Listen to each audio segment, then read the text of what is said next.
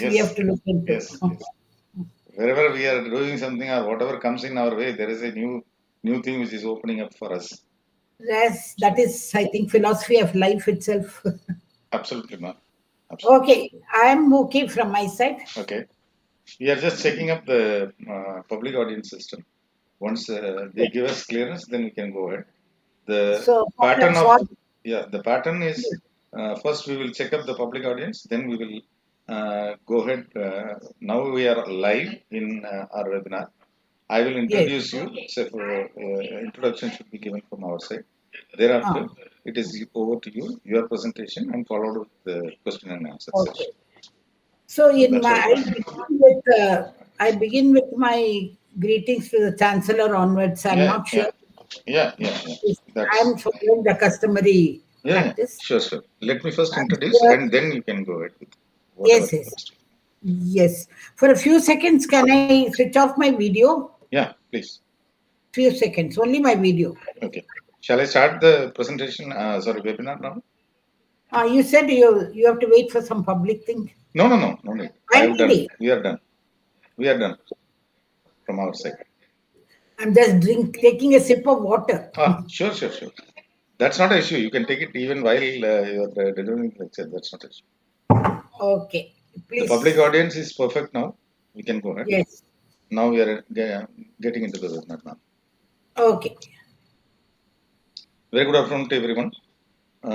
We are on the 11th webinar, day 4th of Gandhigram Rural Institute into University from Gandhigram GRI Center at Delhi. I welcome every participant, whoever has participated with us today. Uh, we sincerely thank Dr. K. M. Annamlai, our Chancellor, for giving us this opportunity, initiating this opportunity, and helping us in getting this more successful by day.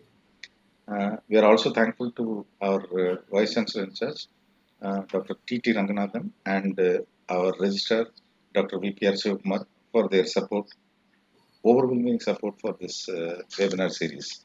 With this, we are starting as usual.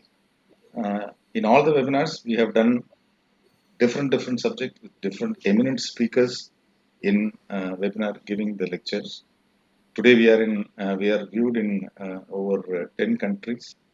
Over 2 lakh viewers are there already. Those who have given their thumbnail, and over 11,000 people have viewed it fully, and over 1,000 viewers for this webinar series in just 10 months' time.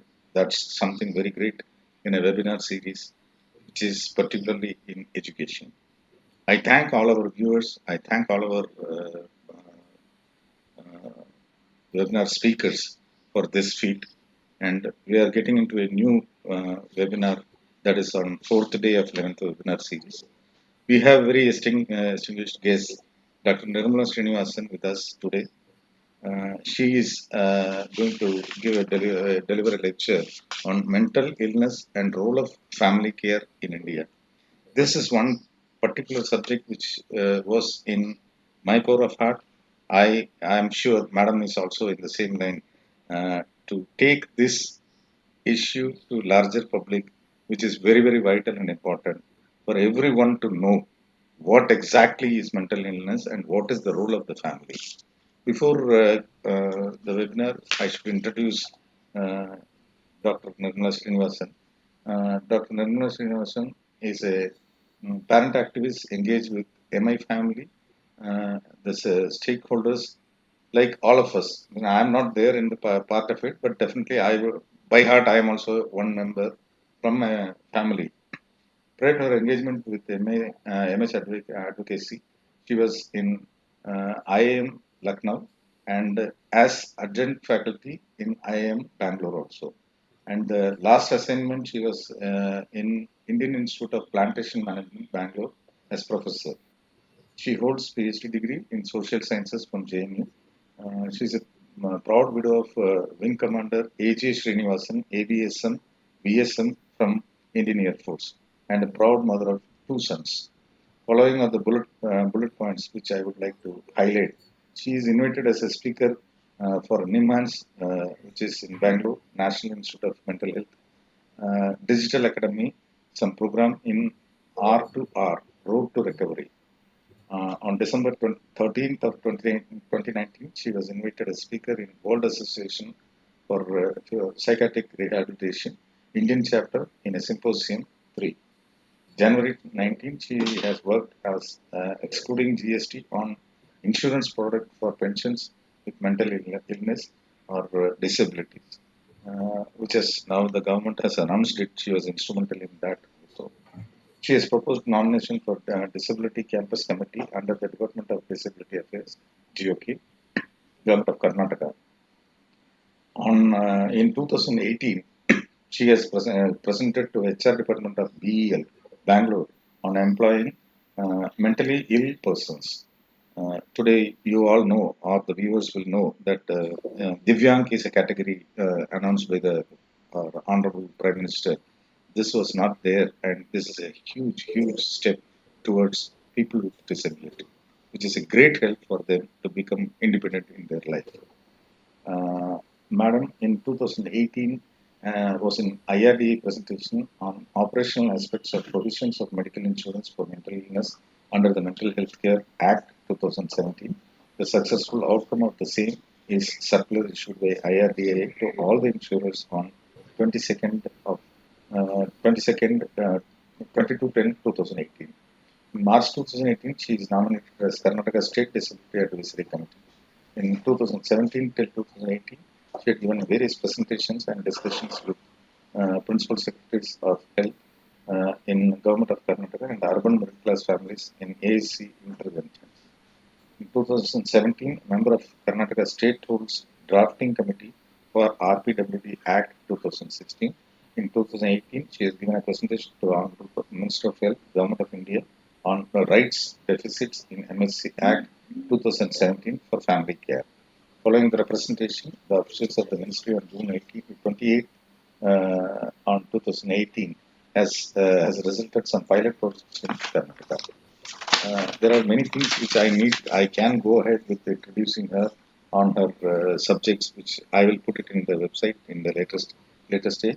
And we are very proud to have you, madam, in this webinar series. Because of short of time, I'm just cutting short my introduction part also, because there is a lot to introduce about Madam Nirmala Srinivasan.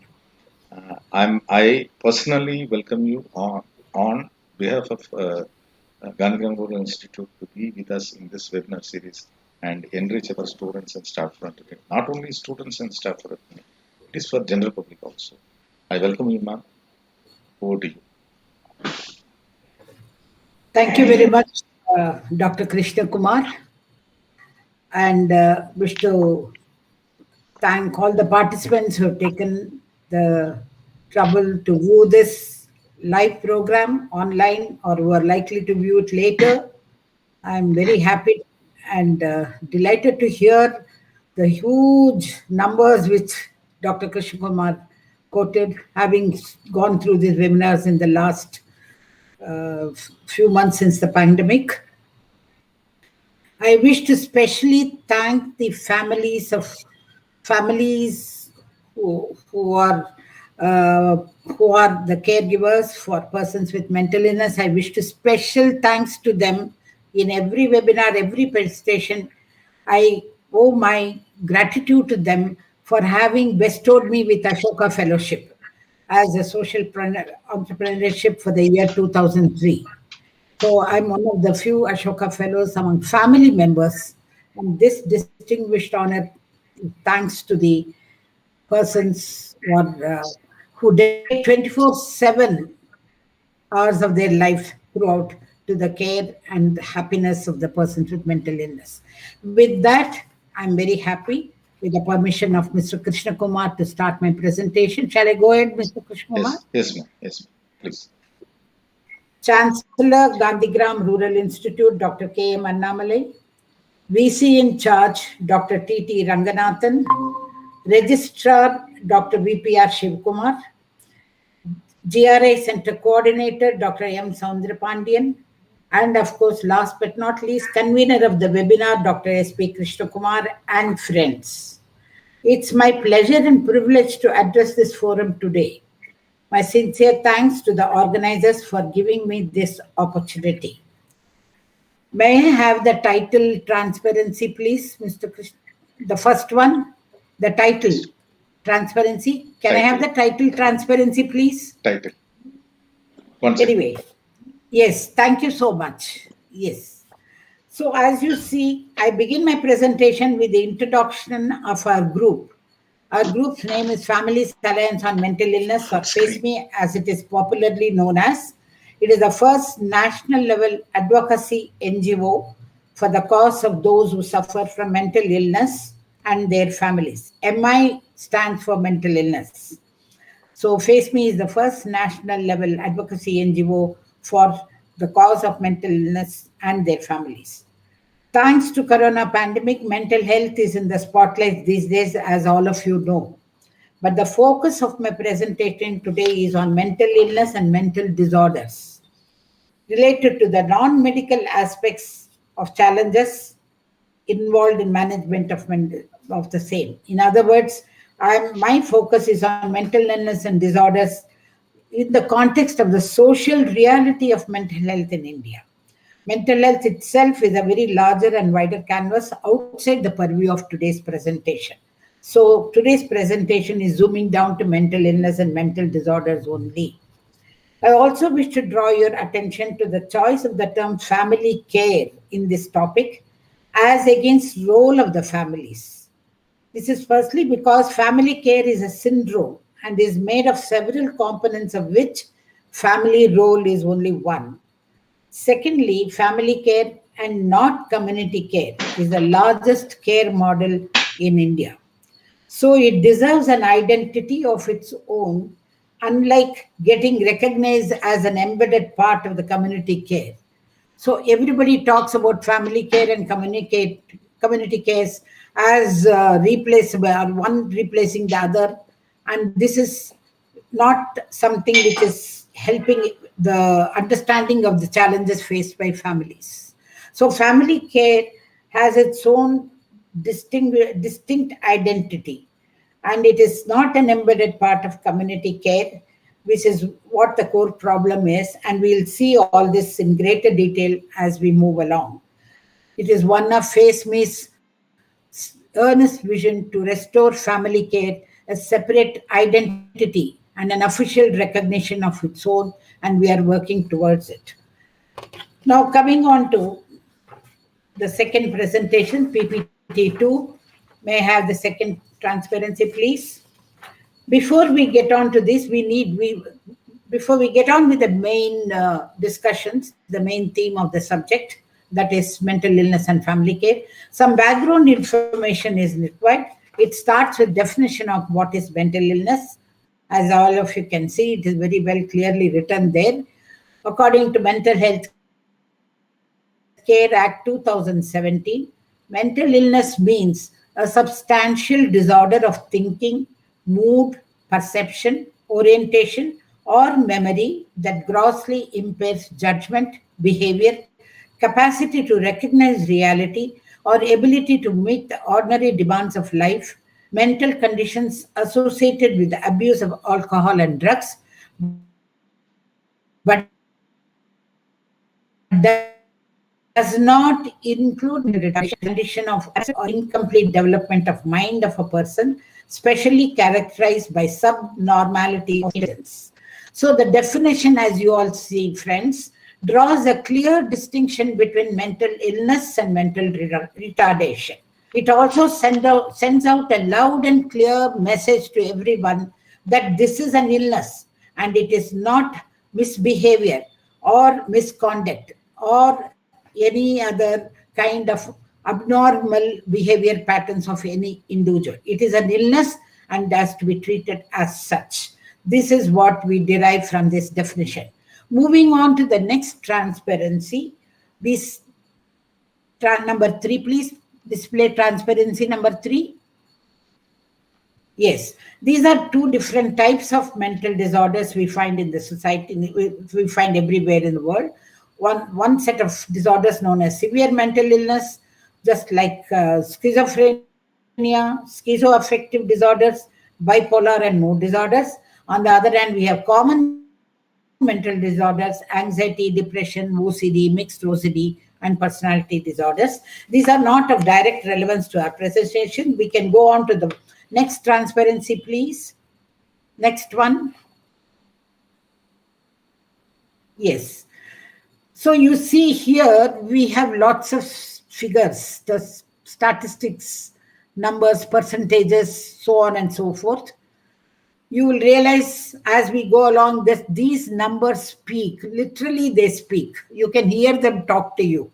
And that will be the main presentation when it comes to the latter half of the discussions. You will see that. Just to go through these numbers as background inputs for the presentation, we find that 7.5% Indians suffer from mental disorders as per WHO findings. 20% of India will suffer from mental illness by end of 2020. There is no evidence. This is not yet an evidence-based conclusion.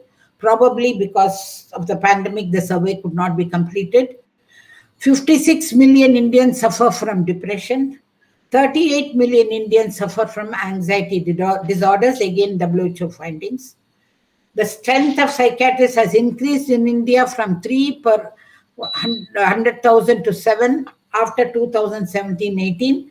Presently, I believe some reliable sources based on informal findings, they say that there are about 9 to 10,000 psychiatrists added in the last 2 to 3 years, thanks to the efforts of our government, which has taken the deficiency very, very seriously. And lots of colleges, universities with post-graduation centers for psychiatry, Department of Psychiatry, which were erstwhile OPDs only, have today got PG seats in psychiatry as a specialization. This is a special efforts, and we really applaud the efforts of the Government of India for having increased an overwhelming number of 10,000 psychiatrists from 3,000 about a couple of years back. It's not an easy task.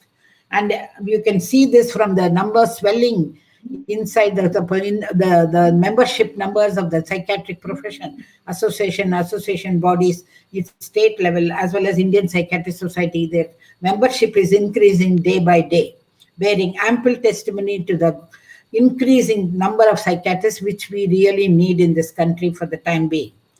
However, 10% get evidence-based treatment. Out of the entire population of 7.5% of Indians suffering from mental disorders, unfortunately, only 10% get treated. That means the treatment gap is 70 to 80%, the other 10% being non-specific. In other words, we really don't know whether they are in need of treatment or probably may not be, but that is not clear. But based on 2016 survey by National Institute of Mental Health and Social Science, National Institute of Mental Health in Bangalore, NIMHANS, 70% to 80% is the treatment gap in India, which means 200 million Indians are in need of psychiatric help. It's not a small number. 300 million families, almost 300 to 350, take care of these people. In the absence of any professional mental health, psychiatric help, it is the families who are their backbone of care and support. How they take care, what is the quality of life, you can well imagine. Because as we have already seen, this is an illness which can be treated. And in the absence of treatment, what kind of support these people have, it's anybody's guess. And last but not least, this is an alarming figure of 14% to 64% dropouts from treatment. So even people who accept that they need psychiatric help, who visit the doctors, consult them, 14 to 64%, both in the public sector as well as in private sector, are the treatment dropouts from the psychiatric help that they have been diagnosed with, that they need.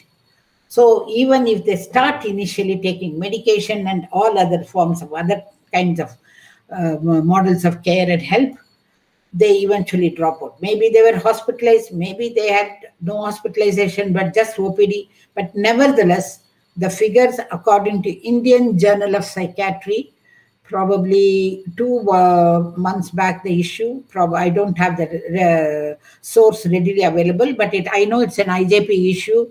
It is in the month of May or June, according to the article by some eminent psychiatrists there. 14% to 64% dropout from mental health treatment in India. Next, transparency, please. Yeah. Another background information, we are still in the background information because it's a very complex medico-legal subject. And therefore, we also, apart from the medical and clinical aspects of this, we also need to have some kind of understanding of the legal aspects of mental illness in India. What are the rights of PMI? Now, who is a PMI? A PMI is a person with mental illness. This is an official title given to persons with mental illness. Otherwise, they were known as mental patients or mad people, or as lunatics, idiots, what sorts of things. Even today, you'll all be surprised that in some post office forms and railway applications, there is a question: have you been declared an idiot or a lunatic? We are trying our best to get those things out of this, but it's not happening. We are nowhere, and the system is a formidable thing for us to confront and get it done. Over the years, I've been continuously writing and appealing. They are not idiots, they are not lunatics, they are not mad. They are persons with mental illness. The person comes first, and then comes mental illness. So that is very important. That is why the person with mental illness title has been given to those under treatment by the Mental Health Care Act 2017. Those marked the subtitles here on 2 parallel columns. You find Mental Health Care Act and Rights of Persons with Disabilities Act 2016. These are 2 legislations, milestone legislations, if I can say so, because they have come out with certain rights for the persons with mental illness, which were unheard of before this. And these are the 2 legislations in 2016 and 2017.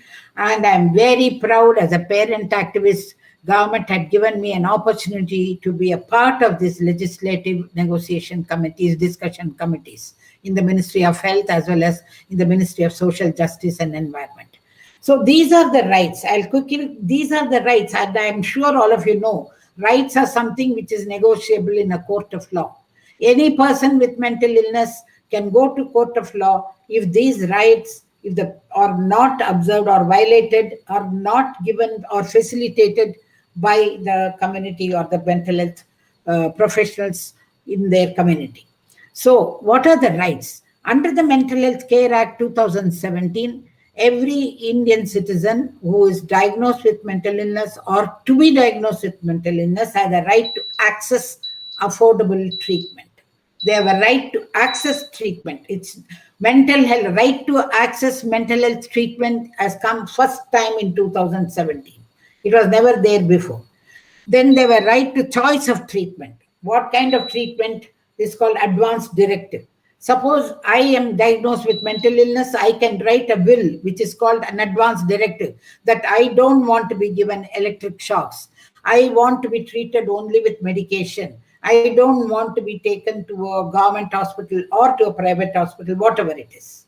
Choice of treatment is there, choice of nominated representative or a person who is going to support me with treatment.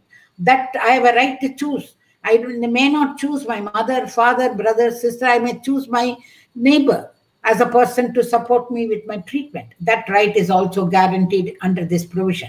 Right to privacy of health records. Right now, there is a court case in Delhi where a PMI has challenged his psychiatrist for having shared his medical records with his own mother. The case is going on, ongoing case in Delhi High Court. Right to health insurance, which was never there before. There are a lot of litigations already about this as well, filed in courts by persons with mental illness. Right to long-term life care. I won't go to details of this, but long-term care. As long as I am alive as a PMI, as a person with mental illness, the government guarantees some life care support for myself, support me. Then the most critical of all this is decriminalization of suicide. The mentally ill person who attempts suicide is no longer branded as a criminal. On the contrary, where they are given immediate first aid is counseling, psychotherapy, and whatever needs are necessary, and then identify and see what exactly are the causes and other things. Decriminalization of suicide is a very major milestone, one which is India is very proud of having done this Mental Health Care Act 2017. Similarly, there are on the non-medical side, on the health issues and social and economic aspects, there are lots of rights for persons with mental illness. Right to free legal capacity. I just now cited a couple of cases where the PMIs have gone to court. That's a right granted by this act, that every PMI has a right to free legal capacity. They have a right to bank and management of their own property. They have a right to choose or not choose a guardian. They have a right to government jobs, quotas, job reservations across India in every state, varying from 3 to 5% is there for all disabled persons, and about 0.1% is reserved for mentally ill persons with mental illness. They have a right to inclusive education. They have a right to live in the community, enjoy social and economic rights at par with other citizens. So these are some of those very, very far-reaching rights. Next one, please. And we shall see how far they come in actual life, how far, to what extent they are able to support their PMIs and their challenges. Now, I've been talking a lot about family care, and this is also a very important input for us to understand the challenges. Family care responsibilities, among several other things, include treatment responsibilities or treatment, meeting the treatment needs of the PMI, which means OPD visits, taking the mentally ill person with mental illness rather, to the OPD, administering daily medications, therapy if necessary. So facilitating therapy sessions with the counselor or the psychotherapist, admission and discharge if need be from hospitals, handling emergencies, handling relapse. These are all part of the treatment package of needs that the families support in family care. Then comes rehabilitation needs, that is occupational therapy, skillings, job search and placements. Third, emotional support. The family members not only have to take care of their own emotional wellness, but that of the PMI and other family members as well. Social needs, leisure, friends, entertainment, marriage, all these issues are taken care of by the families.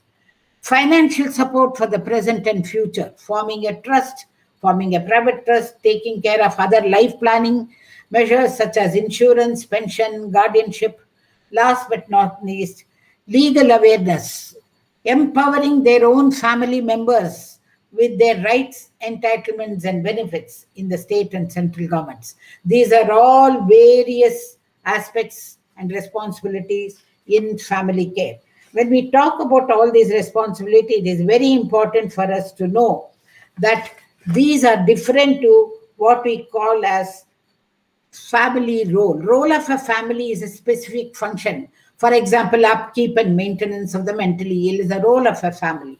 Whereas in family care, you find that there are responsibilities going beyond the family space, into the community, into the government, into the political arena, into the market arena, into the various other social and civic aspects, for which the legislations which we saw earlier come in as a major support for the family care responsibilities in India.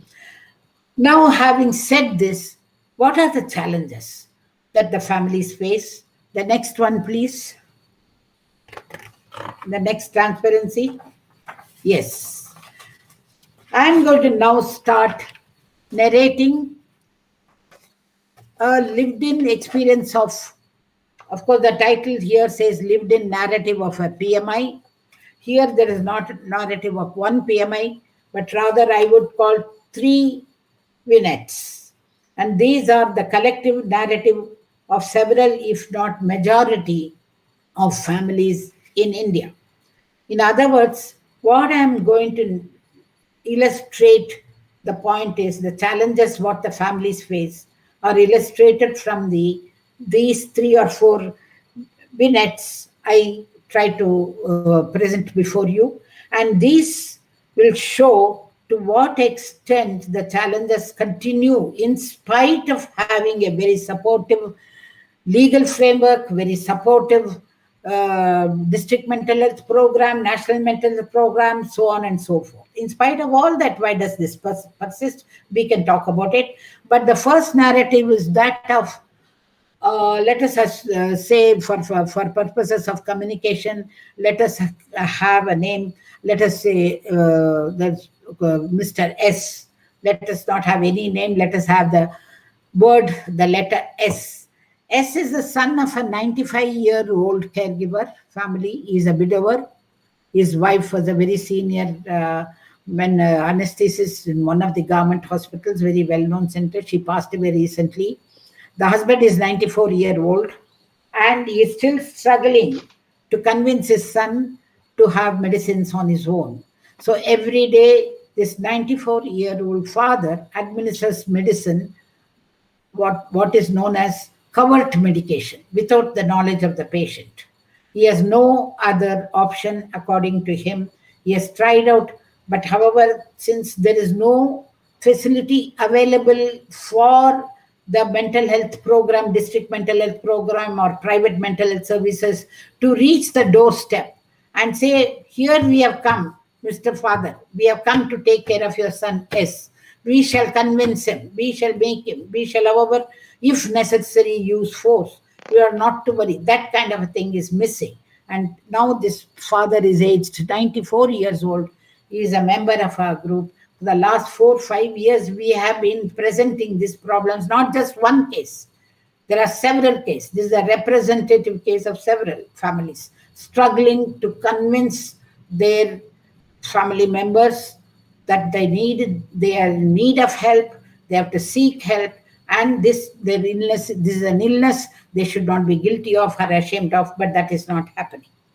Secondly, there is the case of a person, a sister, a sibling. Let her call her Rose for a name of communication. Now, Rose is a case of a treatment dropout. That is, Rose is a daughter of a widow. The widow has 2 daughters. One is very well established and well settled in life as a software professional. They are from eastern part of India. The sister, her sibling, is and needed treatment, and she was treated about 10-15 years back when the father passed away, and mother was probably in her 40s when she was widowed. But first treatment was successful, but after some time, this girl, Rose, dropped out of treatment. She didn't want to. Ever since then, for the last 10 to 15 years, it's been a problem. And recently, about 3-4 months back, they have come to Bangalore because of our sister's job. And sometime back, there was an attempted suicide. The girl, without having medication, had a very severe relapse, attempted suicide, ostracized by neighbors, found it difficult to admit her in any hospital, so on and so forth. Finally, the person is in some home under medication, but she refuses to accept treatment when she comes home. This continues. The saga continues. No respite for family. The family just can't afford to maintain her in that home. It costs a fortune. But still they have to maintain her there because they have no support in their family, in their residence, to ensure continuity of care, continuity of treatment for Rose. And therefore, Rose's mother and sister have decided to keep her in a home, rehabilitation center. And they can't afford it. I'm not saying the rehabilitation center is expensive. That's not my argument. My argument is they are not able to afford it. Though they are from the upper middle class society of Bangalore, as you know, he is well known for the software techies. And though they belong to that, because of this payments month in and month out to support their sister there, for the fear of having her gone through another suicide episode, they are just rolling out cash without any respect. There is no way out, as they see. The third and the last narrative is about another spouse. I'm sorry, I'm not following the whatever is written in the transparency. I've gone little ahead of it. She is the spouse of a well-known retired government official. Again, here it's a treatment dropout case. It had become a police case, and even the police. It happened about 6 months back. The police didn't even know there is something called a Mental Health Care Act. They refused to come home. They didn't look at it. They were even mocking at the brother, the husband who went to RSSI. He said, it's a husband and wife problem. Why do you bring it to us? Why do you want to wash the dirty linen in public? We can't come and interfere in husband and wife problems. This was the response. Then we had to take a printout of this legislation, which in section 28 or 29 put duties of the police. We gave him to we means from our group FASMI, gave it to this husband. He took it, and then the police came home, and then which is very, very amusing, if not even in this, there is something very strange happened. The police were scared, I believe, that they may be attacked by this PMI, this wife. So all these various experiences of the families, my dear friends, if you see it, it's a humiliating experience which could have been easily avoided provided there was spot help available. We move on to the next transparency. From these narratives, from these vignettes, let us ask ourselves a question: where is the problem? Where does the problem of treatment arises? On the one hand, we have treatment available. On the other hand, we have the rights given to PMIs to access treatment, but there are lots of gaps. And all through these gaps, the families keep living day in and day out without any ray of hope. They live in these gaps. They live in the shadows of life. They don't see the light anywhere. Because they live in the shadows, because there is no other, that's the only way to survive, with some grace and dignity. And where is the problem? Let's get on to what is written here. Treatment is available as OPD in government and private clinics. OPD means outpatient department. There is no doubt on that. The treatment is available in outpatient department. 1 second, excuse me. Yeah. But the reality is 2 in 10 persons visit OPD because of several factors. We won't go into those factors. If 10 people need treatment, only 2 go to the OPD. 8 to 9 persons are left untreated outside in the community. And this is exactly why India has a treatment gap, alarming treatment gap of 70% to 80%. Because the majority live in families. 60 to 70% of PMIs in India live in families as per Government of India Statistics 2016. The Department of Statistics in Ministry of Home Affairs has assessed 60 to 70% families live. Out of these 60 to 70% families, only 10% get treated. Treatment gap is 70 to 80%. As such, early intervention is not possible, as in the case of Mr. S. PMI. I told you about the 94-year-old father whose son has not been, for the last 50 years, the son is being given medication surreptitiously. Early intervention is not possible. There are several cases. It may not be so many years. There are cases where 4 to 5 years treatment goes on without the patient knowing about it. And the psychiatrists have to cooperate because they would rather get because they are loyal to their professional medical ethics. They want to get patients treated. They don't want to have homeless wandering mentally ill all over if they want to. So there is no provision. In fact, there is a very strong support for legalizing surreptitious treatment, for legalizing covered medication, because that is what happens in the absence of community care treatment not being available. So treatment gap is 70 to 80%. Early intervention not possible. On an average, believe it, my friends, it takes about 3 to 4 years before the family seeks help for the first time for any mentally, any person in need of mental health treatment or psychiatric help. It takes 3 to 4 years on an average for a family to know, first of all, that this is an illness and not a adolescent behavior problem. I say adolescent because mental illness strikes at the youth. So many times the families mistake it as an adolescent problem or due to stigma or denial, whatever be. The person himself or herself doesn't want to accept the fact that they need psychiatric help.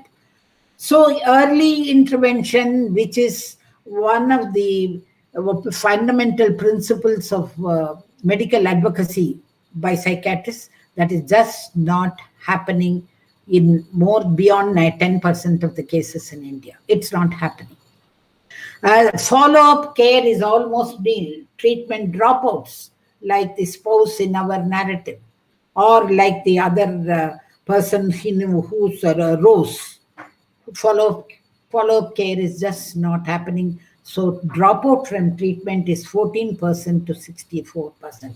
As I said, there is a close bond between numbers, names, and narratives.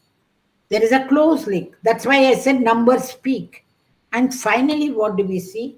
There is manpower shortage. Yes, deficiency in the range of services, because now only in the last 3-4 years we find that addition of psychiatrists and others come to the manpower shortage is being looked at more seriously by the government in the last 3-4 years. But still, the critical need for psychologists, especially psychologists, there is a shortage. And many cases of common mental disorders can be treated without medication, only with therapy, only with psychotherapy interventions, which is not happening because there are not enough psychologists. Even in government program, we have an excellent district mental health program, but shortage of psychiatrists. Shortage of psychologists. So there is a manpower shortage. And also the other reasons is we have some other more reasons, like 2 ministries managing mental illness issues. Ministry of Health and Family Welfare takes care of the health part of it. Ministry of Social Justice takes care of the disability part of it. That is, if a mentally ill person wants a guardian, they have to go to the Ministry of Social Justice, Department of Disabilities in their state. If they want treatment support, they have to go to mental health or health department. So as a result of this truncated services, there are a lot of challenges for families. So you realize where the problem is. There are a lot of gaps through which we navigate on our daily life. And that is how we survive.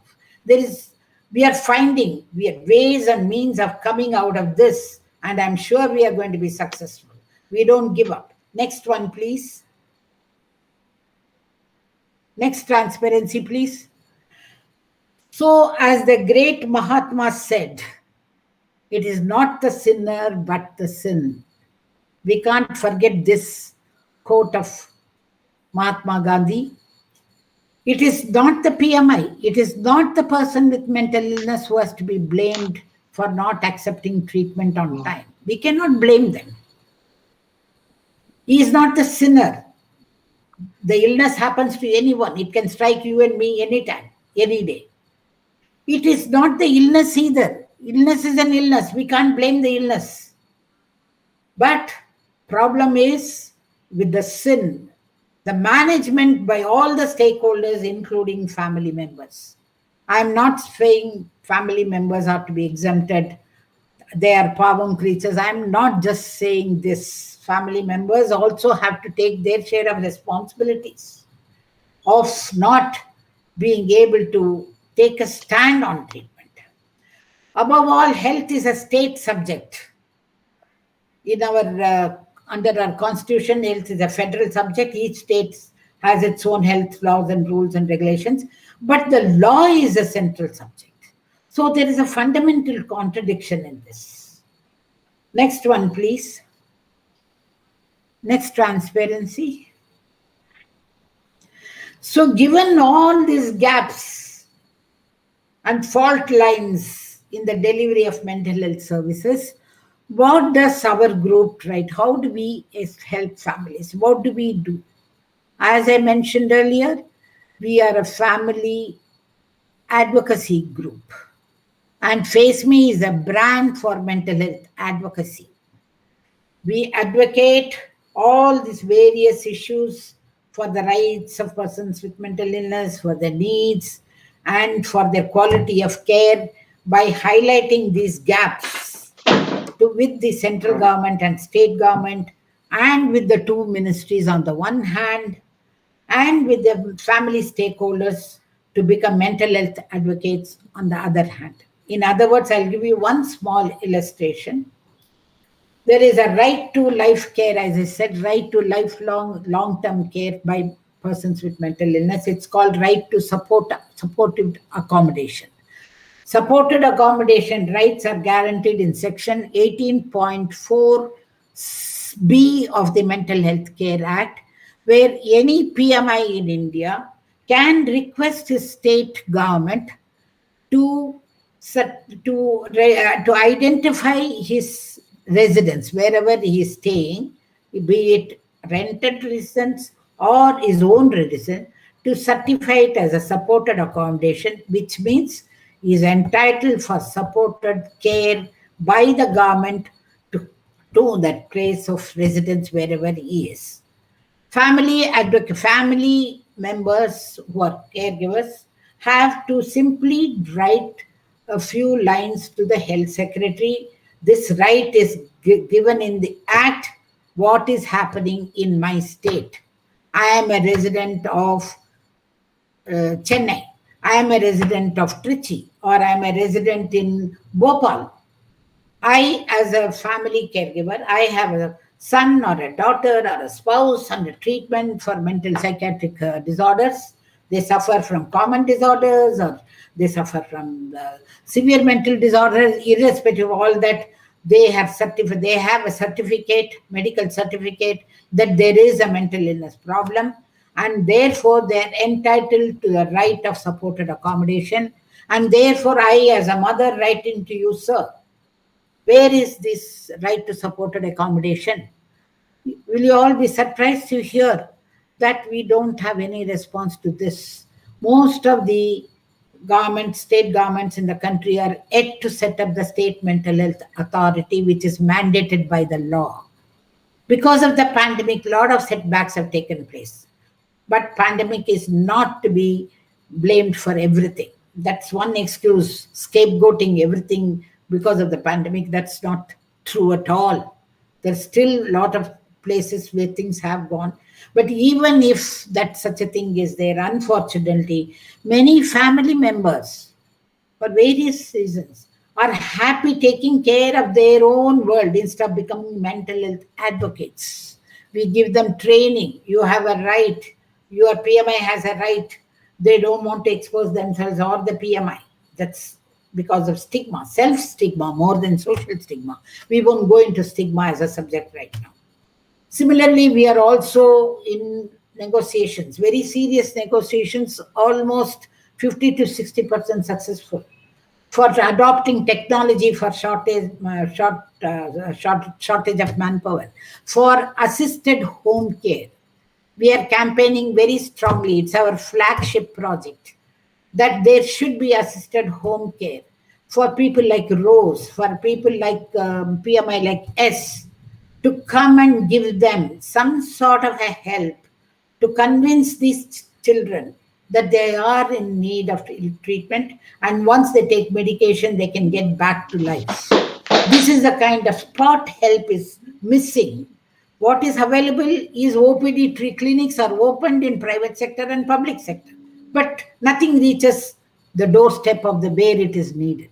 That is because, friends, family care is hidden. It's a cashiered reality under community care. It is not recognized at all as a separate, distinct identity. Maybe perhaps due to intellectual legacies of the West, we only talk about community-based treatment, community-based care, community-based health services, community-based rehabilitation. We never talk in terms of family-based care, family-based rehabilitation. On the contrary, that is the reality of disabled persons in this country, not just the persons with mental illness.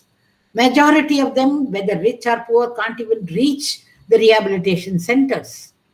So, given that, why don't we restore the sanctity of family care? Maybe we have benefited a lot by the Western exposure. However, we also need to acculturate these terminologies to our own situational challenges. And therefore, because of this, there are gaps. And as a result of these gaps, we continue with suicidal attempts, tears in families from morning till night. The family, when they wake up in the morning, majority of them don't know how the day is going to end. That is how it is. Friends, on behalf of all the families, I come to the last transparency. Please show the final one. Please show.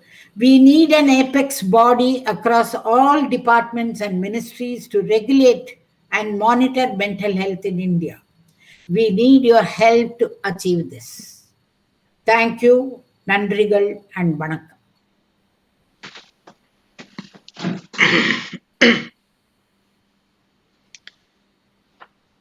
Thank you so much, madam.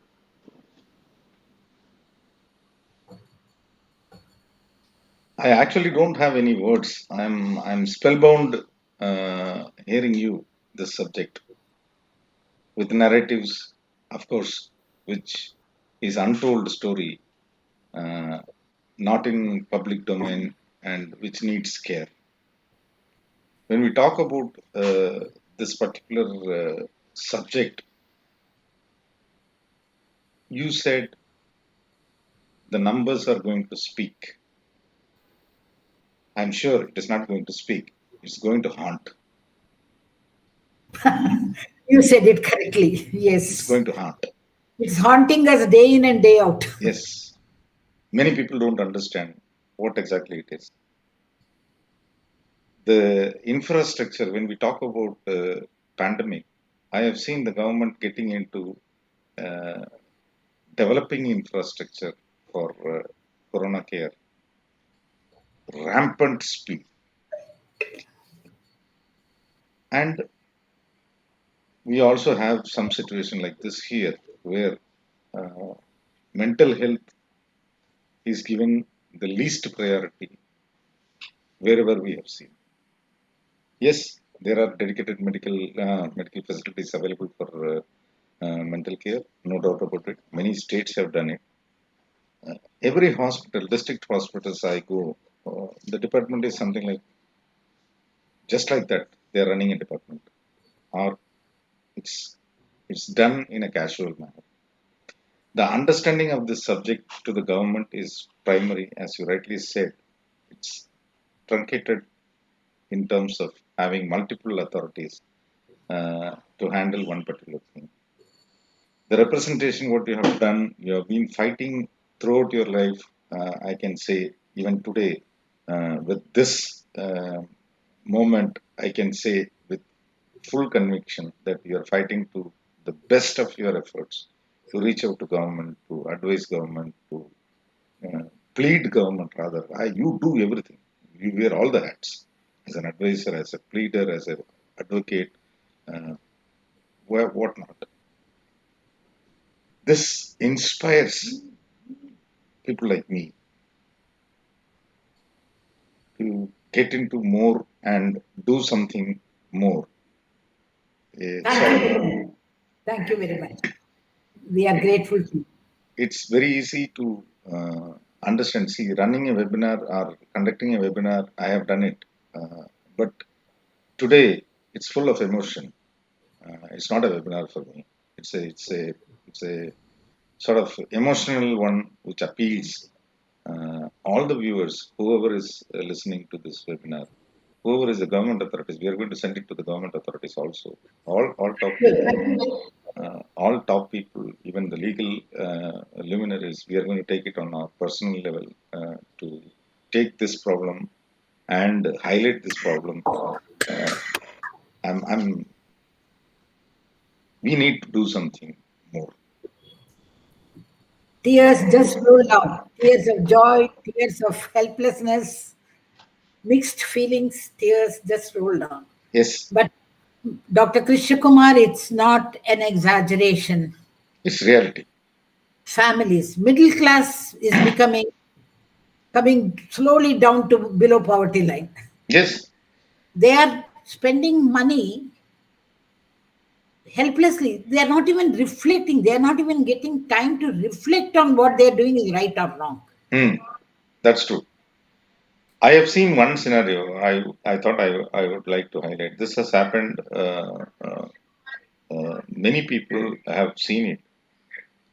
The interventions by specialists, like in occupational therapy or in speech therapy or anything with related to mental illness or autistic children, uh, the amount charged per hour is something which cannot be afforded by a middle class or lower middle class family. Right. There should be some regulatory mechanism to bring, like, medicine cost, psychiatric medicine cost is brought down. The government is taking care of these things. So many initiatives in this, but definitely this one particular aspect, what I have seen, so interventions are divine. The professionals, I appeal to the professionals, whoever is in this industry, to consider this as a human service or a divine service for the people, those who need actually, instead of uh, making it as monetary aspect. Now, uh, I appeal to all the people, those who are in this webinar, to help as much as possible from their side, reaching out to whichever concerned regulatory authorities, stakeholders, or NGOs or supporting people for best support in this endeavor, for taking this to a larger public and to benefit the people, those who most deserve. People, they most deserve for this particular thing. As I have told, you have covered a lot of areas, Dr. Nirmala Srinivasan, and as I told, we are spellbound, and there are many things which are there to put it as a question answer session. First thing, uh, we are talking about the schools. What do you think? The special education in schools is not picking up. What's your suggestion for that to school education, particularly in central as well as state? If I've understood, you mean this inclusive education is not happening, right? Yes, Special education as an integrated part of the. yes. Yes. There is no say, consideration for that. Yes, it's really a tragedy to say because I really don't understand why people want to exclude somebody. What is this exclusion concept which works? It's not a it's again a human feeling. But that apart, most importantly, the public awareness of disabilities is very poor. There is no sensitization. For example, before my knee replacement surgeries in 2000, I had my knee replacement in 2003 or 4. I'm sorry, I'm putting a personal incident in my. In 2000, I was in US for about a year, and I had a lot of difficulties in walking. I used to walk with a walking stick or a walker and all that, and I was on my own. Anywhere I wanted to board a bus or anything, I had help, and I was not so old. You can imagine 2000 means I was much younger, but still I was handicapped. That handicap was not allowed to become a disability by the public there. I don't want to quote which country, what, all that becomes politically sensitive topics. I don't want to say. Wherever I was, people used to rush to see that I board the bus. And of course, the bus itself was equipped, it was disability friendly, accessible. That apart, additional help, additional support. Instead of rushing and catching the bus and leaving this disabled person or a senior citizen on the pavement, not even bother to look at that. Now, whom do we blame? The public awareness is very important. As far as public awareness is concerned, anybody with a disability is subhuman. And you can imagine anybody with a mental disability is almost non human. Now, when this is the attitude, the all pervasive attitude, it is very difficult to have very progressive interventions like integrated education or inclusive special education being part of the general school, public school, the school education itself, mainstream school education. These are very, very tough challenges. There should be some sort of consistent, regular exposures about, like, for example, what is happening for tobacco, anti smoking lobbies. Fantastic anti smoking lobbies, tobacco campaigns, anti tobacco campaigns. So, also HIV/AIDS. Now, why don't we have such campaigns for disability or for mental illness? Very well said. Very well said. Yes. Why don't we have that? Because today I'm sure there are much more. I have a right to go and stop somebody from smoking in public. Even the other day, I was in a hospital and somebody came out to light a cigarette. I said, "Not here, sir. Please go out." I had the confidence and courage to say, because I'm empowered by the system, by the political will and the political system. But I cannot go and tell somebody, like our friend, our husband, with the narrative which I said, he could not even tell the police to file an FIR in spite of a law being there. The police didn't even know about the law. Such is the level of awareness. What can we do? How much can families take on their own, and why should we? We are ready to support the system, whatever help they want. But how much more? We cannot substitute the system. This is my response, Dr. Krishna Kumar. Definitely, definitely, doctor. This is something which is very, very important. That why only the family? It needs Yes. Why public only support. the family? Yes, Yes. it is. It is, and there should be a budget. There should be a budgetary allocation. There should be a proper infrastructure for that to take care of them, to give them treatment, medical assistance. Uh, Everything needs to be taken care of. Uh, yes, we are. This government has done something, or we are very much at it. We can say Divyangjan is something which our Prime Minister always speaks about. It's core of it, from his heart. He has done it. In fact, small things this government has taken, like sanitation. I'll call from Red Fort. Our honorable Prime Minister had made a call to make toilets for female children, and the response was phenomenal. Corporate social responsibility is there in act, and big corporates are looking at doing so many things. I urge them also in the CSR to include this as an aspect in CSR and do some help to these deserving people. That's really a fantastic response, madam. Now, I would say you have touched that subject. The manpower in terms of psychiatrists, psychologists, support staff, counselors, all these things are lagging behind. Uh, how do you see what should be the higher education department of ministry? Uh, what kind of initiative you suggest this government to look at it? I am afraid that exposure to the education sector is not very wide exposure. I don't have a rich exposure in this because it's always in the health sector, and even in the health sector, I'm focused on mental illness and disorders. But of course, the skills Ministry of Skills Development is there, which can do a lot. It all means, just planning, Dr. Krishna Kumar. It doesn't need additional resources if you do effective planning.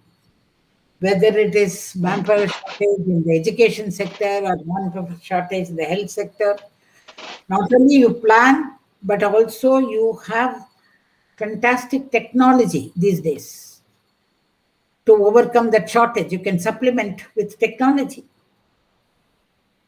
For example, sitting at one place, a psychiatrist or a teacher can say how many people have come to school or not drop out. They don't have to send the IR to bring somebody to school. They can make out these things sitting at one place. And they can, what we are campaigning, for example, is to empower the families or the PMIs themselves, give them a technology in their hands to click the button and seek the help of the professionals. That's reality. Child is not able to come to school, let it become part of the wider class and attend and not miss the sessions. Empower ourselves, everybody with technology, the service providers as well as the service receivers. And that can overcome shortage of manpower. This is probably, and we are working towards it in the mental health sector with the central government as well as in state government of Karnataka. Telangana has come forward, Tamil Nadu has come forward. But as I told you, how much can family members do? There is a limitation. Even to run a NGO needs resources of time and effort. That's true. It is very tough, especially with having a member of the family suffering from severe or common mental disorders. It's very tough. True. True. We have a friend, Hari Venkat, who is asking a question: how to overcome the problems faced by dad as son in 20s, childhood growing up, and how to stop overthinking situation like in education to support and jealously means. Can you Yeah, I'll repeat explain it. the question How? to me again? Yeah. Yes. Our friend Hari Venkat is asking a very important question: how Yes. to overcome problem faced by dad as son in 20s, like in growing stage, uh, to stop overthinking situation. Like the children are overthinking on their education, their other parameters. How do we support them? Is what the question. Where is the problem? I don't see if children are overthinking means Uh, I don't. I, Is it? I request Mr. Hari, can you just be explicit in the problem? I request you to put up the question once again in this same system. Meanwhile, we will go to the next question now. Yes. We will come back to Hari Venkat once he writes to us.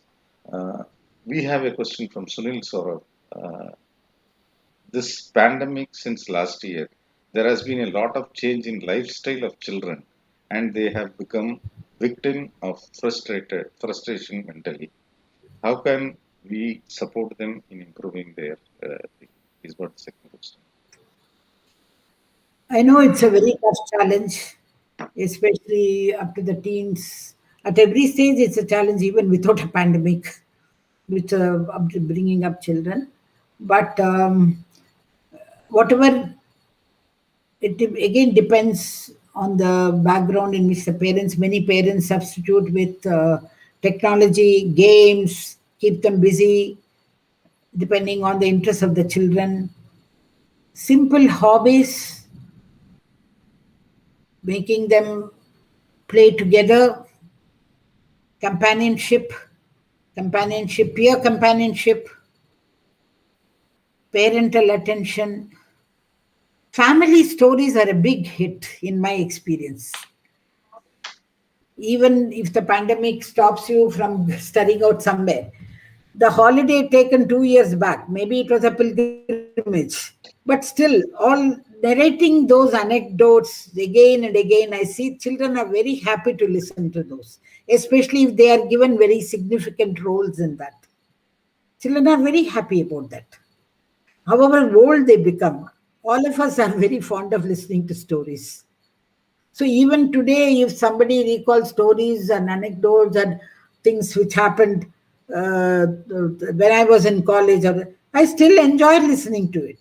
Some of my Unfortunately, some of my batchmates, some of my college mates passed away in this pandemic. I lost three very good friends in this pandemic. And rest of us used to recall, like we had a childish joy in recalling these past anecdotes. I think these live anecdotes, more than impersonal technology, will help. And I think parents should spend more time in storytelling, reading stories. And children are very fond of fantasies. However, this thing, all these things help a lot. Bonding in the family, distraction as a tool. It's very important rather than making things a non-issue is very important. And I know it's very tough, easily said, because parents themselves are going through a lot of challenges. Many have lost their jobs. Some of them are health workers exposed to risks. So considering all this, it doesn't take much time to sit and have a cup of tea and narrate something which happened on a rainy day 10 years back. I went to pick you up from school. Remember, you had your bag, you dropped off your tiffin carrier, and you had not eaten lunch. All the lunch was spilled on the road. You wanted to hide that from me because you thought I'll get upset, but I could see it on the road. Some things like this. One should take joy in these things. Small little storytelling session, something like this. This is all I can see. I'm not a counselor, I'm not a trained therapist, but I believe love and faith can go a long way in winning many of these battles. True. That's the ultimate word. What you said is absolutely correct. Love Yes, is one it thing will never go wrong. which will never go wrong. Yes, Uh, Mr. Hari Venkat has come again with what are all the yes, steps in preventing or calming your day-to-day life from overthinking as lockdown for 1.5 years, 1.5 years now for the UNA students. So he's asking what are all the ways to calm down, how to settle down yes. this long gap. I would, yes, I would definitely. If it's okay, if it is an episodic thing, once in a week, you feel highly stressed and you are not able to put up with it, you just burst out, you shout and get angry, you overcome and get over it. That's okay. But if it continues as a new development in your life, as a regular on a continuous basis beyond 2 3 weeks, I would suggest visiting a counselor. That's It helps a that will lot. help a lot. That helps a lot. Yes, Absolutely. more. Of course, there are other alternative therapies, yoga, this and that. I don't know much about those things. Yoga helps. Any physical exercise will help, but that may not be adequate. Absolutely. Physical Yes, exertions are the key uh, uh, game yes. changer in this particular thing. But sometimes you are so overwhelmed by these situations, you can't even get up to take a 5 minute walk. You'd Absolutely. sit paralyzed Absolutely. with anxiety, with unknown fears. You just sit paralyzed. And Absolutely. such situations, I think the best is to meet a trained counselor. There are two types of counselors: lay counselors and professional counselors.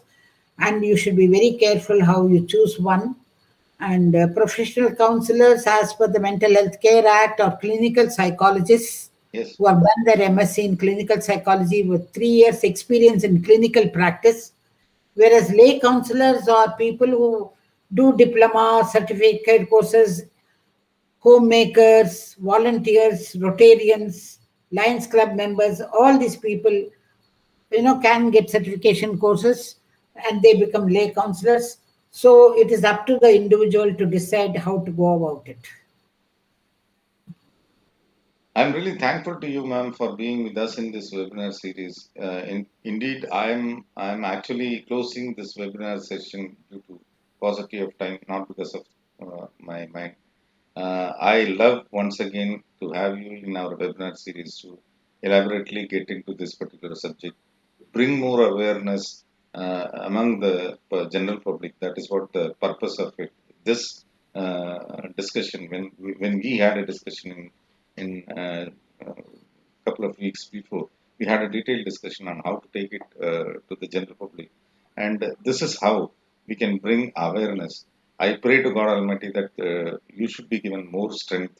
Your team, First Me, should be given. Every member of First Me family should be given more strength to to to actually do more in this particular field, which is all the more required. I am sure uh, God Almighty is there. He is watching all of you, and He will support and help. Uh, for other supports, yes, definitely. I am always available for you. Throughout any day you feel any representation needs to be given in government level or at any level, definitely I assure you personally that I will be associated with you throughout. As a ceremony, we have to close this webinar series. Yes, we had Dr. Nirmala Srinivasan, eminent speaker of the day, who was with us amidst your very busy schedule, you can say, shared a lot of important things with us in life on mental illness and role of family care in India. I really thankful to you. I really salute you. Rather, thanking is a formal word. I really salute you for the kind of service you are extending to the needy people. And I wish you a great health in the days to come. Thank you very much, ma'am. Jai Hind. Thank you very much, Dr. Krishna Kumar. And I do sincerely appeal to you. You had said that you will take this dialogue to the official forums, and the highest of the forum is the PMO. Definitely, ma'am. I think the solution lies there and nowhere else. Definitely. Very, very sensitive to these issues. I've seen it. And I think we need a very strong apex regulatory body before India can degenerate into a mental health mental tragedy across the world. We are a great nation and we should be proud of being Indians. Thank you so much for this opportunity. Thank you so much. Thank you so much, Dr. Nirmala Srinivasan. Jai Hind. Bye bye. Jai Hind. Jai Hind.